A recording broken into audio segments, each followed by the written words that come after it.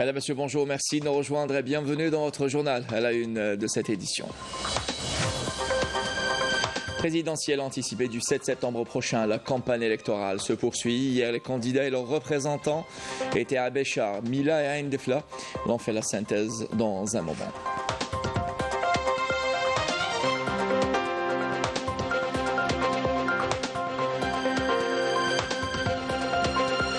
Conscient de l'importance du scrutin du 7 septembre et de son impact sur la préservation et le développement de la nation, les notables de la wilaya de Tindouf sont attentifs et suivent de près le déroulement des prochaines élections présidentielles en appelant à une participation massive des citoyens le jour du scrutin. Et au volet agriculture, à Adrar, les mécanismes de soutien et d'accompagnement du secteur agricole ainsi que l'augmentation des surfaces cultivées ont permis d'obtenir une récolte abondante de céréales cette saison qui nécessite une augmentation des capacités de stockage. Et la récolte de raisins de table basson plein à Boumerdès, une production record cette année qui est estimée à 4 500 000 quintaux. Et nous vous emmenons à la fin de ce journal à la découverte de la célèbre plage nommée la Guitare à Intimushent, où les côtes vierges et les Olympides s'en mêlent, au grand bonheur des estivants chanceux qui passent du bon temps là-bas.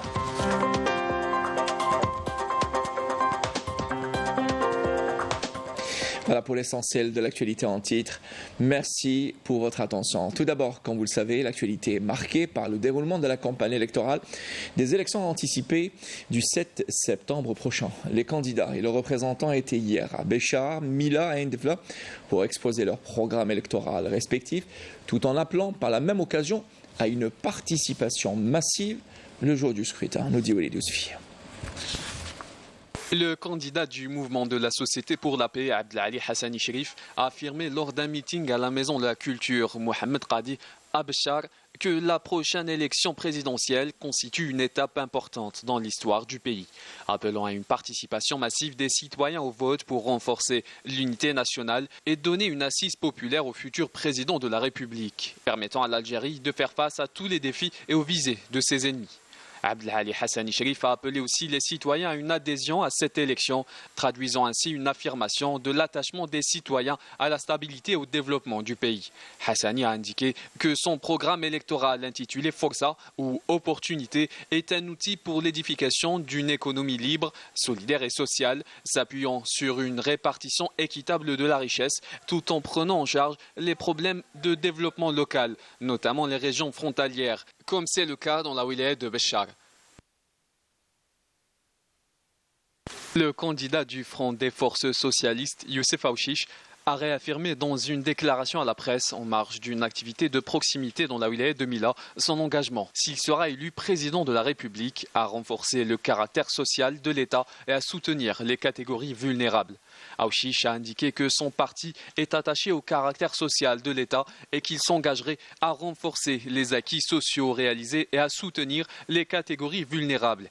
Il a précisé que son programme électoral Vision de demain comprend un projet intégré porteur de solutions réalistes aux préoccupations du citoyen algérien, notamment au volet social, en citant notamment la révision de la grille salariale et l'institution d'allocations et d'aides. Le candidat du FFS a invité l'élite intellectuelle à s'impliquer dans le processus d'édification de l'Algérie, réitérant son appel aux citoyens à participer massivement à la présidentielle en vue de choisir le programme qu'ils jugent approprié. Lors d'une rencontre de proximité avec des citoyens de Ain Defla, Brahim Marad, le directeur de la campagne électorale du candidat indépendant Abdelmajid Tebboune, a affirmé que ce dernier œuvrera, s'il est réélu pour un second mandat, à l'instauration d'un État moderne à la hauteur des attentes des citoyens et s'emploiera également à construire un État dont la voix résonnera à l'international.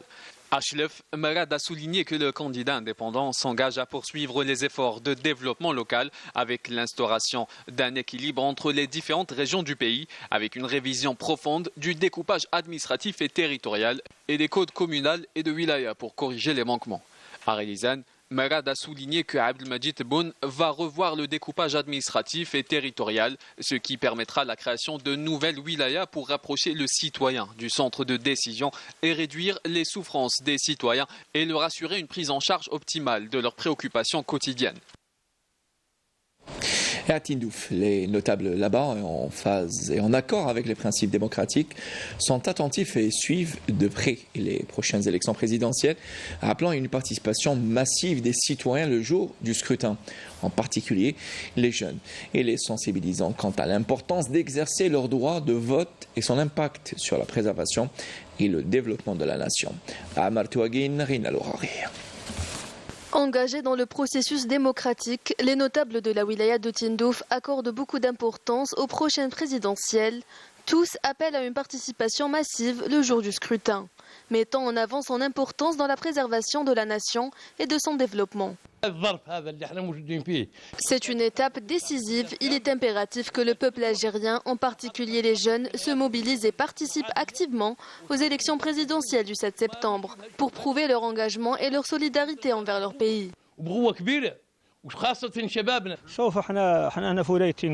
Nous, habitants de Tindouf, particulièrement les jeunes, sommes conscients de l'importance de ce scrutin qui contribuera à renforcer la stabilité du pays et au développement de ces régions, notamment la région frontalière comme ici à Tindouf.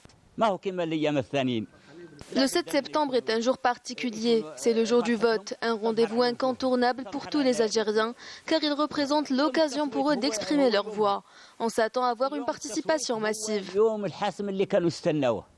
Les notables de Tindouf misent gros sur l'implication des jeunes de la région, qui à travers leur participation assureront une forte mobilisation le jour J.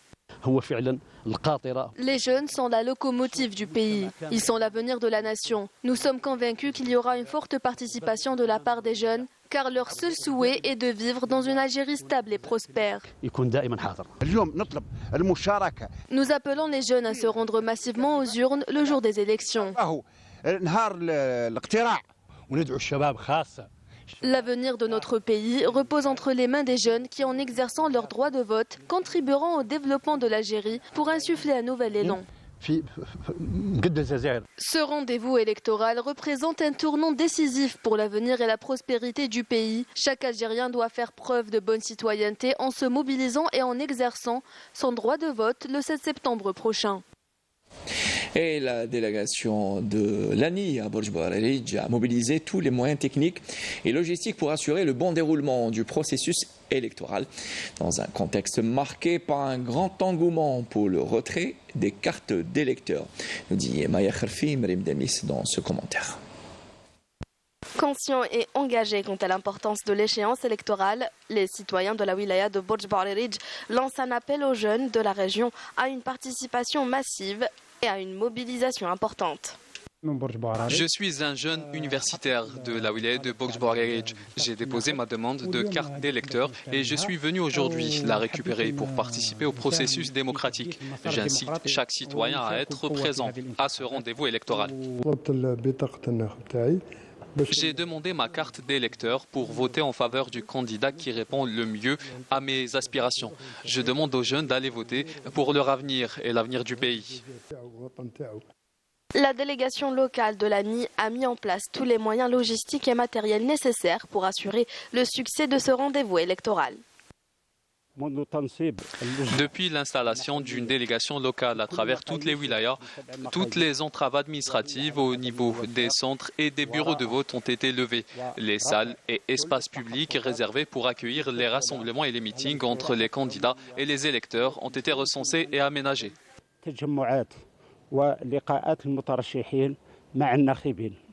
Bien plus qu'un devoir de citoyen, la participation à ces élections contribue au développement local et régional du pays et à l'instauration d'une démocratie participative dans le processus de prise de décision. Tous les Algériens sont tous concernés par le prochain rendez-vous électoral, même ceux établis à l'étranger, et qui s'expriment dans ce journal quant à l'importance de ce rendez-vous électoral du 16 septembre prochain. On les écoute. Alors je me sens concernée parce que je suis une Algérienne et que c'est un devoir pour moi et c'est un acte en fait fondamental de la démocratie.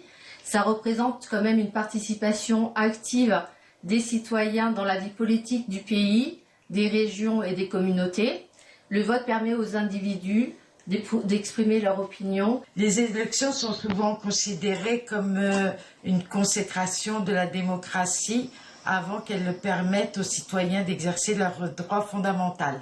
Le vote pour moi, il représente aux Algériens le moyen de s'exprimer pour pouvoir élire un président et obtenir le meilleur pour l'Algérie. الانتخابات الرئاسية تقريبا هي مستقبل البلاد لأنه في الانتخابات الرئاسية هذه راح ننتخبوا على رئيس والرئيس راح يمثل البلاد والرئيس هذا هو اللي يسير البلاد لمدة 5 سنوات يعني خارجيا وداخليا.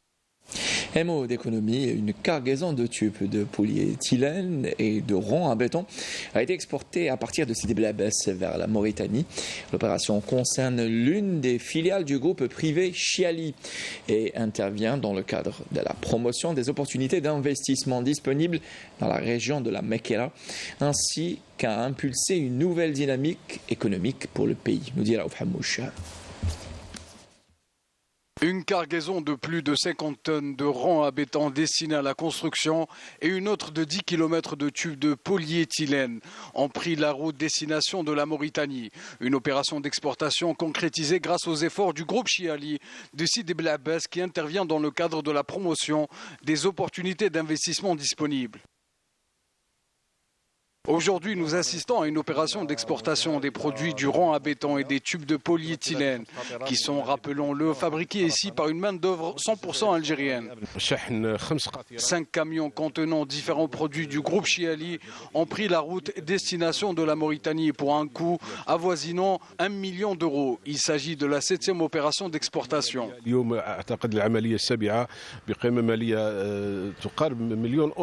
ministère du Commerce veille à accompagner les opérateurs économiques dans ce genre d'opération d'exportation pour leur faciliter la tâche du début jusqu'à la fin de l'opération. Le groupe Chiali est aujourd'hui une référence nationale dans le domaine de la transformation du plastique polyéthylène et PVC en tube utilisé dans le secteur du bâtiment, dans l'alimentation en eau potable et le raccordement au gaz et à l'eau potable. La capacité de production de cette unité est estimée à près de 30 000 tonnes annuellement. Aujourd'hui, l'usine emploie plus de 2000 travailleurs. Prochaine étape pour le groupe Chiali, prévue en octobre prochain, exporter 100 camions chargés en produits de ronds à béton et de tubes de polyéthylène vers le Niger. Par ailleurs, les mécanismes de soutien et d'accompagnement du secteur agricole à Adrar, ainsi que l'augmentation des surfaces cultivées ont permis d'obtenir une récolte abondante de céréales cette saison. Cela a nécessité une augmentation des capacités de stockage qui atteindront environ 4 millions de quintaux avec l'achèvement de la construction des silos et des centres de stockage locaux. Nous dit Mohamed Amin Boutoumi dans ce reportage récit Majda Jahmoun. Grâce aux mesures prises par les pouvoirs publics, Adrar est devenu un pôle d'attraction pour les investisseurs dans le secteur de l'agriculture. Pour une superficie prévue de plus d'1 million d'hectares, les terres allouées et exploitées pour la production de cultures stratégiques donnent d'excellents résultats. Pour la conservation de ces céréales récoltées, les services concernés ont entamé la construction de silos et d'entrepôts de proximité dans les grands périmètres agricoles. Nous détenons 11 centres avec une capacité de 550 000 quintaux. Nous avons également des silos d'une capacité d'1 million de quintaux. Nous possédons d'autres de 100 000 quintaux. Sans oublier le partenariat algéro-turc qui a réalisé une production de 300 000 quintaux, ainsi que l'investissement destiné au stockage des aliments de bétail avec 1,50 million de quintaux. En tout, nous avons 3,2 millions de quintaux avec une enveloppe financière de 21 milliards de dinars. S'ajoute à cela les anciens centres appartenant à la CCLS avec une capacité de 700 000 quintaux. Adrar serait donc en mesure d'aller jusqu'à 4 millions de quintaux en termes de capacité. Un accompagnement est assuré aux investisseurs d'Adrar avec un programme en cours sur plusieurs axes pour rendre les périmètres agricoles plus productifs. Nous avons commencé par l'expérimentation des pivots d'irrigation alimentés au gaz. C'était une première en Algérie et même dans le continent africain. La production n'était pas moins de 80 quintaux à l'hectare. Maintenant, et grâce aux efforts de l'État, l'électrification agricole est enfin disponible. Nous avons donc renforcé nos pivots avec 5 autres. Les quantités de céréales sont plus que satisfaisantes. Cela revient aux efforts de l'État et sa fourniture de tout besoin nécessaire. nécessaire. Nous n'aurions jamais atteint une telle production sans cet accompagnement. La prochaine étape dans la stratégie de l'attraction des investisseurs consiste à établir une base dédiée aux industries de transformation. De grands investissements verront le jour à Adrar, notamment dans le domaine de l'industrie de transformation. Notre but est que chaque périmètre agricole ait sa propre usine. Le succès des cultures stratégiques à Adrar servira de levier pour investir dans d'autres filières agricoles dans la région, compte tenu du soutien qui a été mis en place. Et la récolte de raisins de table bat son plein à Boumerdès, une production record cette année qui est estimée à 4 500 000 quintaux dans 30 champs viticoles. À Boudouaou, les variétés privilégiées sont le Red Globe et la Muscat, nous dit Saïd Mayouf, qui a rencontré certains exploitants de la région. Regardez. EAC Boukahil dans la commune de Kharouba, Daïra de Boudouaou. Un champ de vignoble s'étalant sur une superficie de 8 hectares en système pergola avec un fruit abondant ayant atteint son cycle de maturation. Derrière ce travail ardu, le viticulteur Youssef Nemri, un ingénieur agronome qui voit à la terre une passion démesurée et qui n'a de cesse de l'inculquer aux générations futures. On a 8 hectares de vignobles de variété Red Globe et Muscat Victoria et on a 10 hectares d'oliviers. Le pergola, c'est pour le rendement. C'est plus rentable que le palissage normal. Estimez la production cette année à combien? Pour le Red Globe, à 150 quintaux par hectare. Pour la Muscat, 80.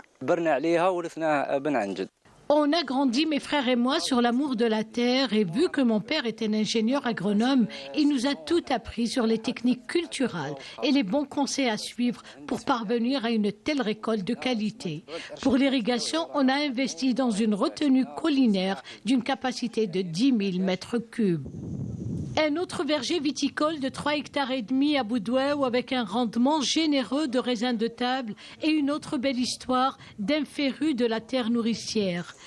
Ahmed, du haut de ses 80 ans, ne jure que par le labour. Moi, et à partir de l'âge de 13 ans, j'ai dédié tout mon temps à l'agriculture et je continue malgré mon âge avancé. Le vignoble requiert beaucoup de soins pour éviter toutes sortes de maladies et le résultat est excellent, comme vous pouvez le constater. Leader en matière de viticulture et couvrant ces dernières années plus de 50% des besoins nationaux en raisins de table, la wilaya de Boumerdès table sur une production abondante qui de plus est de qualité durant la saison agricole en cours. De Boumerdès s'étale sur une superficie de 20 000 hectares avec une estimation de production dépassant les 4 500 000 quintaux pour cette campagne. Actuellement, on est à une superficie en rapport aux superficies productives de 17 000 hectares. Les variétés les plus cultivées ou dominantes, c'est le Sabel, Cardinal et Red Globe. En perspective, nous souhaitons et nous encourageons les agriculteurs à s'insérer dans le créneau transformation et exportation. Il faut apprendre à dédier des terres agricoles pour l'exportation et à partir de là, on arrivera à obtenir une certaine stabilité en termes de fourniture pour les clients étrangers. Lorsque quelqu'un exploite une terre qui lui est dédiée, quelles que soient les fluctuations du marché extérieur, du marché local, il arrivera toujours à fournir son client.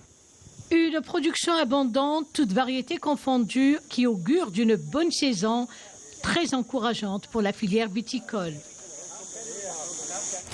Et dans l'actualité internationale, l'agression sioniste sauvage se poursuit dans la bande de Gaza, faisant plus de 40 265 martyrs et 93 144 blessés. Gaza vit une véritable tragédie humanitaire sur fond de destruction massive, de famine et d'effondrement du système sanitaire, ce qui augmente le risque de propagation des épidémies, notamment de polio. Les milliers de déplacés qui recherchent des lieux sûrs où se réfugier, loin des bombardements incessants, s'allongent sur le bord de mer dans des conditions humanitaires catastrophiques, nous dit Wissam Abouzeid dans cette correspondance. Commentaire à Melbarba. Les missiles sionistes continuent de pleuvoir sur l'enclave palestinienne, transformant la nuit en jour et forçant des milliers de familles à fuir à pied dans l'obscurité totale, cherchant désespérément un abri. On nous dit d'aller dans une zone humanitaire, mais il n'y en a pas. Où qu'en aille, il y a des bombardements. Le danger est partout. Notre correspondant à Gaza, Wissam Abouzeid, rapporte les témoignages poignants des déplacés qui tentent de survivre. Au milieu du chaos, ces Palestiniens n'ont aucun lieu où se réfugier. Contraints de se déplacer à chaque fois, ils ont élu domicile sur le bord des plages, cherchant un refuge temporaire dans des conditions des plus pénibles et dans un environnement hostile. Sous des tentes de fortune dressées à même le sable, ces déplacés ne savent plus à quel saint se vouer. Les matelas sont trempés. Ils ont été inondés par la montée de la mer pendant la nuit. Nous n'avons d'autre choix que de dormir sur le sable. La montée de l'eau de la mer représente une menace constante. Nous sommes obligés de nous déplacer encore et encore. Le bruit des vagues se mêle aux échos des bombardements incessants, rendant chaque nuit plus angoissante que la précédente. Livrés à eux-mêmes, plongés dans une misère extrême, ces Palestiniens font face au risque constant des maladies et des épidémies, notamment la polio. Dans ces abris de fortune, nous tentons de survivre dans des conditions précaires. Il y a une absence totale d'hygiène et des conditions de survie les plus élémentaires. La situation de cette famille palestinienne illustre le calvaire de milliers d'autres familles, contraintes de se déplacer à chaque fois, mais qui, malgré ces épreuves insoutenables, tentent de survivre et de résister face à la sauvagerie de l'occupation sioniste. De son côté, le procureur de la Cour pénale internationale Karim Khan a confirmé que la Cour est compétente pour enquêter sur les sionistes et a demandé au juge de prendre une décision urgente concernant l'émission de 2 mandats d'arrêt contre les dénommés Netanyahou et Gallant. Dans des documents judiciaires rendus publics hier, Khan a exhorté les juges examinant les mandats d'arrêt demandés contre des responsables sionistes à ne pas tarder, soulignant que le tout retard injustifié dans ces procédures affecte négativement les droits des victimes. Et puis retour chez nous à Tigzirt, ce petit bout de paradis qui est célèbre avec ses paysages naturels époustouflants, ses montagnes vertes, mais également ses belles côte qui laisse certains prisonniers par son charme. Regardez ce reportage signé Lamia Boudbouda.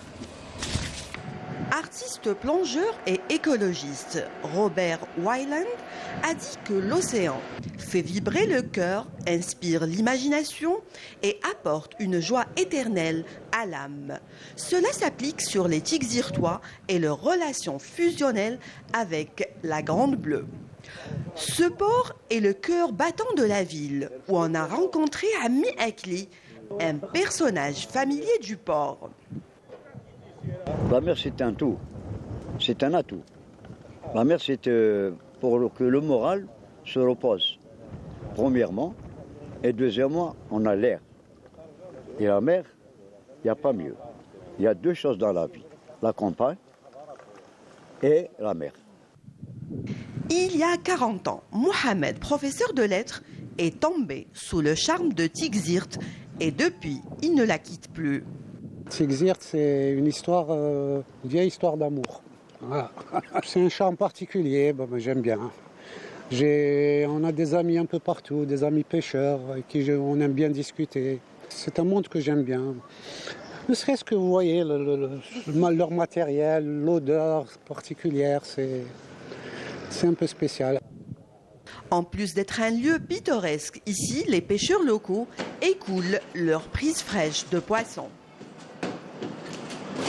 البحر تيكزيرت واش نقول لك سيد الاكسجين تاع الناس تيكزيرت كاع ما نقدروش نعيشوا في بلاصه واحده اخرى ولا.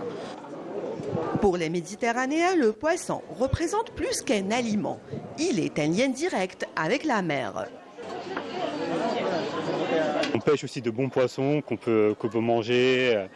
Et voilà, il y a toujours un bon rapport entre l'été et Tixirt. Moi je viens ici depuis que je suis tout petit, je viens chaque été, maintenant j'habite à Paris mais chaque été je continue à venir à Tixirt parce que c'est important de venir de profiter des différentes plages, il fait bon vivre à Tixirt. À quelques encablures du port, on a emprunté un rude chemin pour plonger dans les eaux cristallines de Tiza. Tiza, c'est le lieu où on passe nos vacances chaque année. Pourquoi? Parce que c'est un lieu paradisiaque, sincèrement. Que ce soit la mer, elle est très très propre. Il y a les rochers, c'est-à-dire on nage pas seulement. On nage, on saute des rochers, donc ça fait plaisir aux enfants. C'est une plage vraiment magnifique, rien à dire, elle est trop belle. C'est vrai que l'accès est un peu difficile, même pour les voitures. Mais sinon, à part ça, la plage elle est très propre, elle est bien. La mer, l'homme et Tixirt, une histoire d'amour qui n'en finit pas. Juste magnifique. Et une belle destination peut en cacher une autre et un moment d'évasion à présent avec Yasmine Amli, notre journaliste qui nous emmène à la découverte de la célèbre plage nommée la Guitara Timushent où les côtes vierges et les eaux limpides s'en mêlent. Ajoutez à cela un bain de soleil au grand bonheur des estivants chanceux qui passent du bon temps en toute quiétude. Regardez.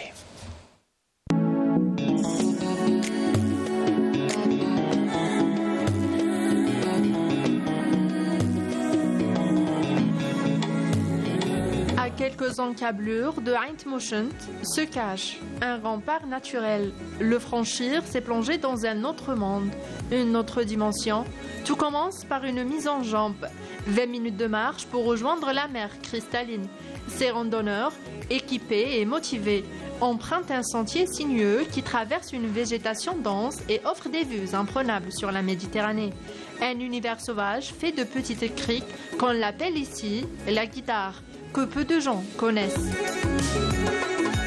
Ça me plaît beaucoup de faire ce genre de randonnée parce que ça nous permet de découvrir des paysages de l'Algérie qu'on ne connaît pas forcément et qu'on n'aurait peut-être pas l'occasion de faire nous tout seuls.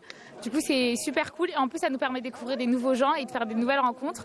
Très curieuse, aventurière parce que j'aime les voyages. Je voulais faire découvrir à tous mes amis que l'Algérie c'est très beau et que c'est touristique et qu'on a un très beau paysage. Je suis venue ici avec ma famille pour nager ici et j'aime trop le paysage. Baignade, exploration des criques et des tentes sur les roches sont au programme. Les visiteurs profitent pleinement de la beauté naturelle de la côte, des moments d'émerveillement et de découverte qui permettent de savourer la tranquillité et le charme de ce cadre idyllique. C'est la première fois que je viens ici en Algérie. Ça fait déjà plusieurs années que j'ai envie de découvrir ce pays et cette année, j'ai eu l'occasion de pouvoir venir avec ma copine. J'aime bien l'ambiance, les gens ils sont gentils, ils sont accueillants, on mange bien. C'est très beau. Encore une fois, il y a plein de choses à voir. C'est un pays aussi voilà, où on peut très culturel, il y a une histoire à découvrir, donc c'est intéressant. J'aime bien nager ici, j'aime bien la profondeur et les paysages, et aussi les eaux, j'aime bien. J'aime bien découvrir les différents paysages de l'Algérie, un très très beau pays que j'aime depuis temps. Sous la conduite experte des membres de cette association de randonneurs implantés à Oran, ces visiteurs découvrent les histoires secrètes de ces criques et ces paysages marqués par les spécificités naturelles de la région qui attirent les amoureux d'une nature isolée.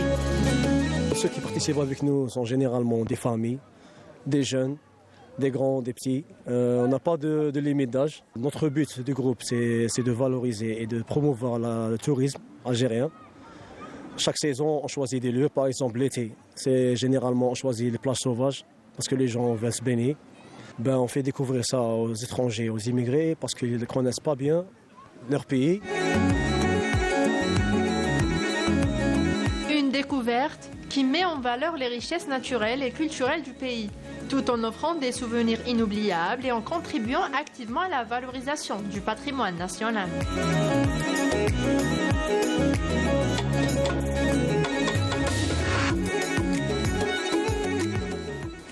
Et si vous n'êtes pas en congé, nous sommes réellement désolés pour ces belles images. Voilà qui termine cette édition préparée par Salim Ben Saïd et Adel Bouhames et réalisée par Mohamed Elias. L'information revient ce soir à 19h. Je vous retrouverai avec grand plaisir. Tout de suite les nouvelles du ciel de Mina Abed. Et bon appétit si vous êtes à table et à tout à l'heure.